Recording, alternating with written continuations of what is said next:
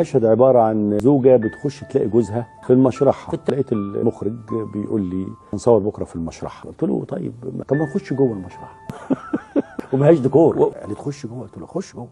فرحت هناك لقيت كل الناس تقابلني بريبه وخوف. فلقيت واحد جاي يقول لي على فكره احنا اخترنا لك مكان الشاه ام كلثوم، الله يرحمها السيده ام كلثوم اتحطت في المكان ده. قال يعني انا هخش اقابلهم جوه. بعدين لقيت واحد برضه ضابط ولا عسكري جاي يقول لي على فكره احنا كان عندنا حادثه، شلنا كام راس وكام رجل وكام عشان ننضف لك. يا نهار اسود.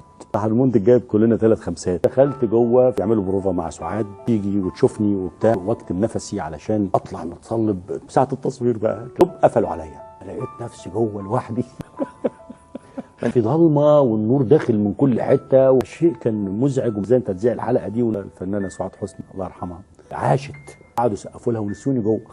قالوا هايل يا مدام، برافو يا مدام. قالوا احمد زكي جوه.